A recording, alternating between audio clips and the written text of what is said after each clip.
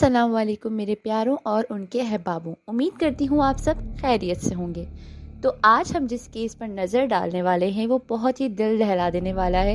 एक unsolved mystery जिसका आज तक आखिर क्या हुआ कुछ पता नहीं चल पाया। बहुत से लोगों ने अपने पास से बहुत सी अज्यूमशंस डाली हैं, मगर फिर भी रियलिटी वहाँ ऐसा क्या हुआ कुछ पता नहीं चल पाया।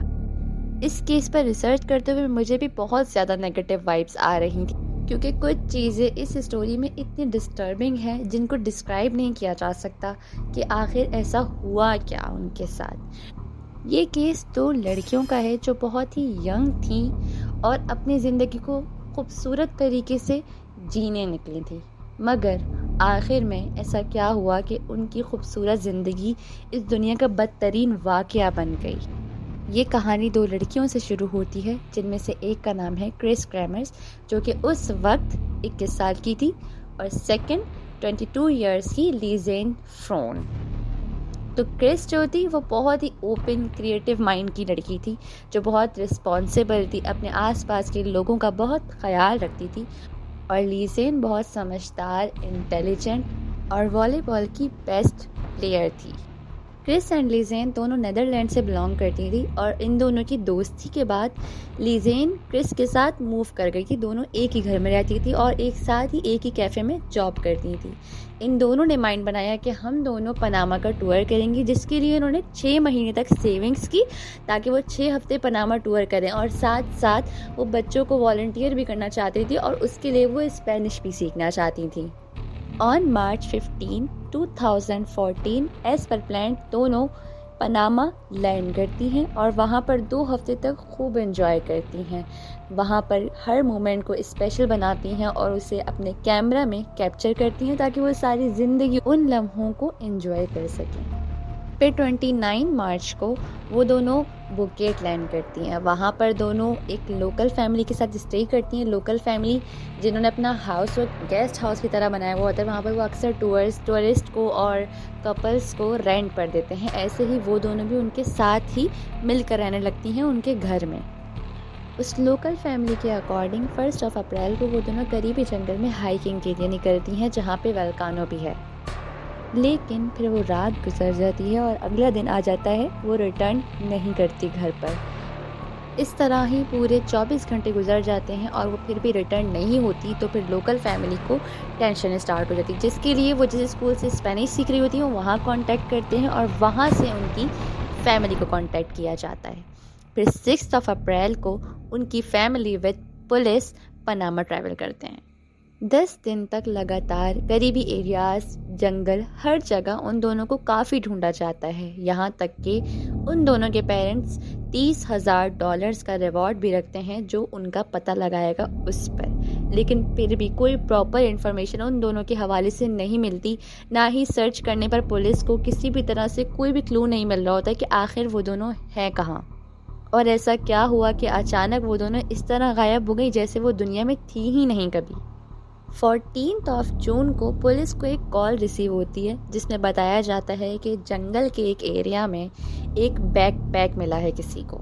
तो जैसे ही पुलिस वहां पहुंचती है, वो बैग को छानबीन करती है, तो पता चलता है वो बैग किसी और का नहीं बल्कि लीजेन का है। उस बैग में से पुलिस को 2 सनग्लासेस मिलते हैं जो कि लीजेन और क्रिस के होते हैं। उनकी कुछ पर्सनल बिलोंगिंग्स होती हैं। कैश मौजूद होता है उस बैग में, 2 मोबाइल फ़ोन्स और एक कैमरा। दोनों मोबाइल लीजेन और क्रिस के होते हैं और बिल्कुल ही सही हालत में होते हैं। फ़ोन्स को ऑन करने के बाद पता चलता है कि लीजेन और क्रिस के फ़ोन से 1 अप्रैल को इमरजेंसी नंबर्स डायल किए गए हैं, मगर कोई भी कॉल सिग्नल ना होने की वजह से डिलीवर हो ही नहीं पाई कभी। बल्कि लगातार उनके फ़ोन से इमरजेंसी नंबर्स डायल किए गए होते हैं, मगर जिस जगह वो मौजूद होते हैं वहाँ सिग्नल्स नहीं होते, जिसकी वजह से उनकी कॉल कभी लग नहीं पाती। 4 अप्रैल को लीजेन के फ़ोन की बैटरी डेड हो जाती है। उसके बाद 5 से 11 अप्रैल तक क्रिस का फ़ोन काफ़ी बार ऑन एंड ऑफ किया जाता है, और हर बार उसमें पिन ट्राई किया जाता है जो कि इनकरेक्ट होता है। हर बार इनकरेक्ट पिन होने की वजह से 11 अप्रैल को क्रिस का फ़ोन ऑफ हो जाता है, और उसके बाद उसका फ़ोन भी कभी नहीं खुलता। टोटल 80 टाइम्स उन्होंने इमरजेंसी नंबर डायल किए मगर एक बार भी इमरजेंसी नंबर लगा ही नहीं। लेकिन क्रिस के फ़ोन में इनकरेक्ट पिन क्यों डायल किया गया? अगर हम ये सोचें कि लीजेन का फ़ोन क्योंकि बैटरी डेड हो गई थी और हो सकता है कि क्रिस उस वक्त तक मर चुकी हो, इसलिए लीजेन क्रिस के मोबाइल में पिन एंटर करने की कोशिश कर रही हो इमरजेंसी नंबर डायल करने के लिए, तो ये भी पॉसिबल नहीं है। क्योंकि अगर लीजेन को इमरजेंसी नंबर डायल करना होता तो उसके लिए आप भी जानते होंगे कि फ़ोन में पिन एंटर करने की ज़रूरत नहीं पड़ती। हर फ़ोन में नीचे इमरजेंसी कॉल का ऑप्शन ज़रूर मौजूद होता है। लेकिन ऐसा कौन था जो क्रिस के फ़ोन में एंटर होना चाहता था? अगर क्रिस होती तो उसको तो इनकरेक्ट पिन करने की नीड ही नहीं थी। और अगर क्रिस और लीजेन नहीं थी तो कौन था वहाँ पर आखिर तीसरा मौजूद? अब आते हैं इस केस के मोस्ट डिस्टर्बिंग पार्ट पर। इस पार्ट को देखते हुए मुझे खुद भी बहुत नेगेटिव वाइब्स आ रही थी और दिल में एक डर लग रहा था। तो जो उनका जो कैमरा मौजूद था उस पर उनकी 1 अप्रैल से लेकर 8 अप्रैल तक तकरीबन 133 पिक्चर्स ली गई थी, जो कि स्टार्टिंग की 10 to 20 पिक्चर्स लीजेन और क्रिस की हाइकिंग की पिक्चर्स थी जो उन दोनों ने एंजॉय करते हुए ली हुई थी। लेकिन उसके बाद जो पिक्चर्स थी वो बहुत डिस्टर्बिंग थी। और लीजेन और क्रिस की जो पिक्चर्स थी वो 11 बजे से पहले की थी। 11 बजे के बाद की कोई पिक्चर उनकी मौजूद नहीं थी 1 अप्रैल की, क्योंकि 1 अप्रैल के बाद पिक्चर ली गई थी 8 अप्रैल को, वो भी रात के 1 बजे से सुबह 4 बजे तक। और वो पिक्चर्स कुछ इस तरह थी जिनका कोई रीज़न समझ नहीं आया, क्योंकि वो पिक्चर्स कुछ आसमान की तरफ थी, कुछ ज़मीन की तरफ थी, झाड़ियों की तरफ थी। इस तरह की कई सारी पिक्चर्स थी जो कि एक साथ कंटिन्यूसली ली गई थी। और एक पिक्चर उनमें ऐसी मौजूद थी जो कि बहुत ज़्यादा वियर्ड थी। वो थी ये पिक्चर क्रिस के बैक हेड की, क्योंकि समझ नहीं आ पा रहा है कि इसमें क्रिस लेटी हुई है सीधी या उल्टी। और अगर आप नोटिस करेंगे तो कुछ पोर्शन में उसके हेयर्स के ब्लड भी महसूस हो रहा है। तो आप इसी से अंदाज़ा लगा सकते हैं कि क्रिस इस वक्त मर चुकी थी। तो ये पिक्चर क्यों ली गई है? बहुत से लोगों का ये भी कहना है कि हो सकता है क्रिस को किसी खूंखार जानवर ने उस पर हमला कर दिया गया हो और लीजेन वहाँ पर अकेली मौजूद हो, तो वो सिर्फ फ्लैशलाइट ऑन कर रही थी सिग्नल देने के लिए किसी को, या फिर लाइट करने के लिए। उनके कैमरा में जब क्रिस और लीजेन की 1 अप्रैल की लास्ट पिक्चर्स थी हाइकिंग के वक्त की, उसके बाद से लेकर जो ये रात के 1 बजे की पिक्चर थी, इनके बीच में से एक पिक्चर डिलीटेड थी। क्योंकि आपको पता होगा कि कैमरा में हर पिक्चर सीरियल वाइज जाती है, जिसमें नंबर मेंशन होते हैं 508, 509, इस तरह करके एक नंबर उन पिक्चर्स में मिसिंग था। आखिर ऐसा क्यों? कौन सी पिक्चर थी जिसको डिलीट किया होगा उन्होंने, वो भी वहाँ पर उस हालत में?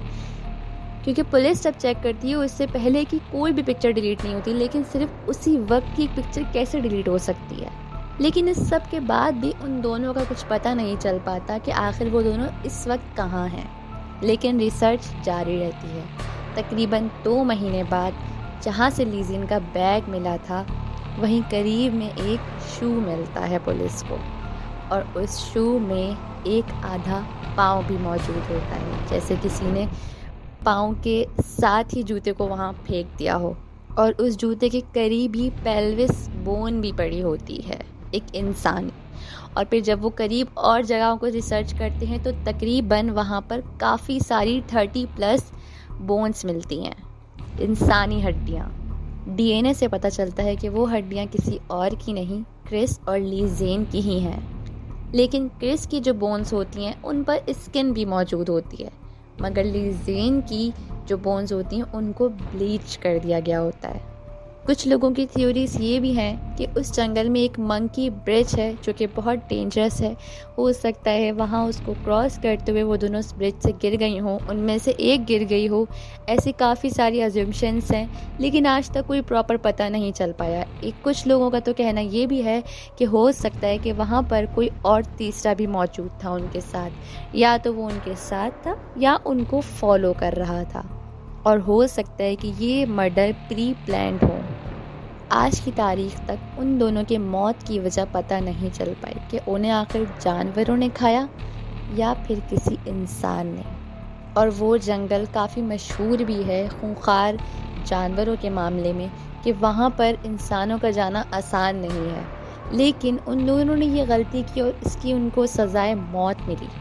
आज की कहानी मेरी यहीं तक थी। उम्मीद है आप सबको पसंद आई हो। अगर पसंद आई है तो काइंडली कमेंट करें और आप बताएं आपको क्या लगता है कि आखिर उन दोनों की मौत की वजह क्या हुई होगी, या आपको इस केस के बारे में कोई अपडेट है तो वो भी शेयर कीजिए। एंड काइंडली मेरे वीडियो को लाइक करें, कमेंट करें, और अगर आपने मेरे पेज को सब्सक्राइब नहीं किया तो प्लीज़ सब्सक्राइब करें।